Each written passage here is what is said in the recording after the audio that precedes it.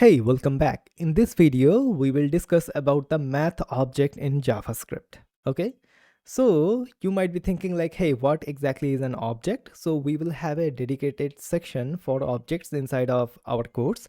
But currently right now, what you can think of some organization or some collection of methods and some collection of values inside of a particular object, okay, which is the math object. And this math object, as the name suggests, is dedicated for the mathematical operations. Okay, so if I just go to the browser, as you can see here, so this is the math object documentation, and the math namespace object contains static properties and methods for mathematical constants and functions. Okay, so let's see many of them in action. So first of all, what we have a static value, which is Math.e. So if you have done some of the things inside of mathematics, so basically the Euler's number, okay, this is the Euler's number. So what I can do, I can go to here, I can go to here as well. So CLG, and then I have to capitalize the M, so MATH, okay, and then dot, and then E, okay. It's it. As you can see, this is the Euler's number. Similarly, we have the math.pi as well. So math.pi, okay, pi, okay. So this is the value of pi, okay. Awesome. So these are two of the numbers which the math object gives us, okay. Now, as you can see, we have gotten the pi as well. Then we have some of the other things as well. We have some of the methods. So first of all, we have the absolute method. So the math.abs static method returns the absolute value of a number. Okay, so let's see that in action. Okay, so console log of math.abs absolute, and let's do 10. Okay, hit save. As you can see, we are getting 10. Now if I just do something like negative, okay, not something like that, negative 8, hit save. As you can see, we are getting the absolute value here, which is positive 8. Okay, then what we have the Math.ceil. Okay, so as you can see, what exactly it does. So the Math.ceil static method always rounds up and returns the smallest integer greater than or equal to a given number. Okay, so as you can see, this is basically that. Okay, so this is the Math.ceil method. So what I can do, I can just go here and do something like this. So CLG and Math.ceil, okay, and here I can set something like 0.95. okay, hit save. As you can see, we are getting 1. So if I just do 7.666, we are getting 8. Okay, so as you can see here inside of the VS Code as well, a numeric expression returns the smallest integer greater than or equal to its numeric argument. Okay, so the smallest integer which is greater than or equal to this particular number. What is the smallest integer? In our case, it is 8. So if I just do something like 7.00001, it also gives us 8. Okay, or let's do 6.00001. So yeah, as you can see, this is the ceil method. Also, please do not mix up with rounding. We have separate method for rounding of the decimal numbers. Okay, so let's go here inside of the documentation. We have the Math.floor method. So the Math.floor static method always rounds down and returns the largest integer less than or equal to a given number. Basically, it is the opposite of the Math.ceil. Okay, so it will round down. Okay, so what I can do, I can do CLG Math.floor. Okay, so let's do 6.0001. So something similar to that, or let's do something like that. So as you can see, we are getting 6. So the Math.ceil method will give us the next integer, and Math.floor method will give us the previous integer, or the basically what it returns the greatest integer less than or equal to the numeric argument, basically this one. Okay, awesome. So this is the Math.floor method, and then what we have the Math.min method. Okay, so as the name suggests, what it does, it returns the minimum number. Okay, so let's do that. All right. So CLG, so Math.min. Okay, and let's do 5 comma 4 comma 6. Okay, hit save. As you can see, we are getting 4 here. Okay, awesome. Then we have the Math.power or Math.pow method. Basically, whenever we want to do something like that, so 7 to the power 3 or something like that, we will use this particular Math.pow method.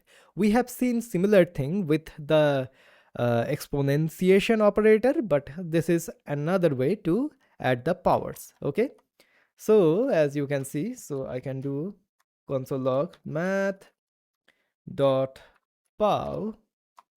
and before doing that, what I'll do, I'll just go here. Okay, so Math.pow, let's do 7 comma 50. Okay, let's do that.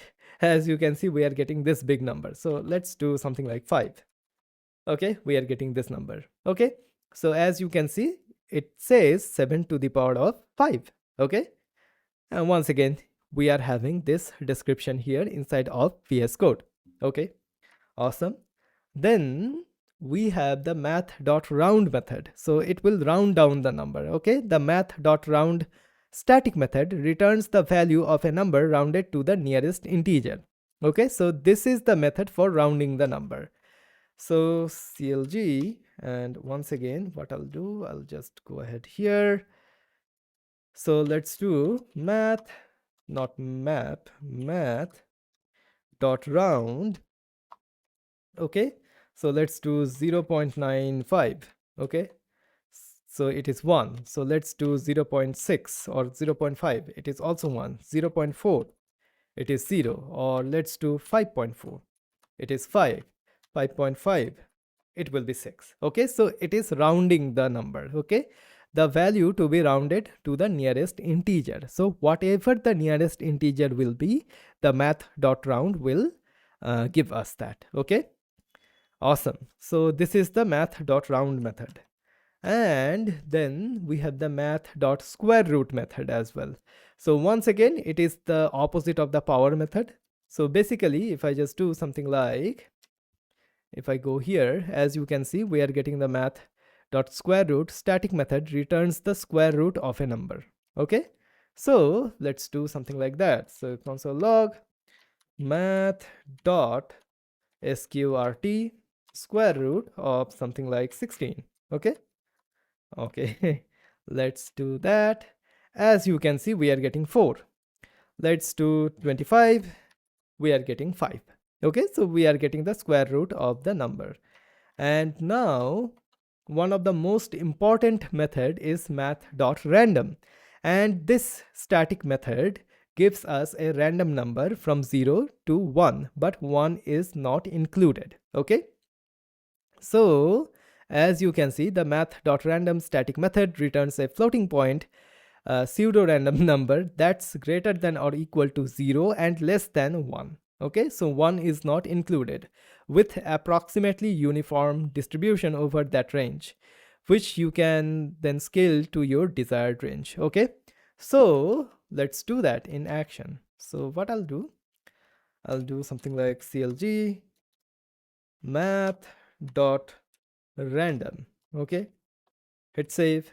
As you can see, we are getting this random number. Once again, hit save. We are getting another random number. So what I'll do, I'll just get rid of this ones. I'll just comment out that. Okay, so yeah, this is now better. So as you can see, whenever I am saving, the values are changing, right? So we are getting random numbers all the time. So now this random method of the math object gives us the random number from 0 to 1, but 1 is not included. Now you might be thinking like, hey, how that is useful? Okay, so this is useful. For example, what you want to have a random number which is from 0 to 10, for example. So how you can do that? First of all, what we can do, we can just multiply that by 10. So if I just do that, as you can see here, so if I just save that, now as you can see here, what we will get the random number from 0 to 9. Okay, from 0 to 9. So then what we can do, we can just add something like +1. Okay, hit save. As you can see here, so if I just save a bunch of time basically, so as you can see, we are getting random numbers 3 5 1 8 4 3 5 5 4 6. Let's do something like that. Okay, once again we got the 10 as well. So we are getting the random number from 0 to 10. Now we don't want the floating point number. So how we can do that? We can do something like this. So Math.floor. Okay, and now what we can do something like this. Okay, so we are just chopping off the decimal point. As you can see, the Math.floor method here. So what it does, it returns the greatest integer less than or equal to its numeric argument basically. Okay, so that means it will just return us the integer value of this particular decimal number. Okay, so what we can do something like this. And now as you can see, this method basically random number from 0 to 10. Okay, it will return the random number from 0 to 10. So 6 3 5 2 10 as well. Okay, but it will not go beyond 10. 8 6 4 2 2 4 6, and so on and so forth. As you can see, we got the 1 as well. So this particular code will return us a random number from 0 to 10, and depending on the values basically, if you want to roll a dice, then what you can do, you can just, instead of 10, you can just add 6. So we will get a random number from 0 to 6. Okay, or basically 1 to 6 basically. We are not getting it from 0 to 6 because we are plusing 1 here, so we are adding 1 here, so we will get 1 to 6. Okay, and once again here as well, we are getting from 1 to 10. Okay, the random number from 1 to 10. Okay, awesome. So this is how we can use the Math.random method as well. So these are some of the math object numbers and methods in action. Okay, I hope that makes sense. And this is the math object in JavaScript.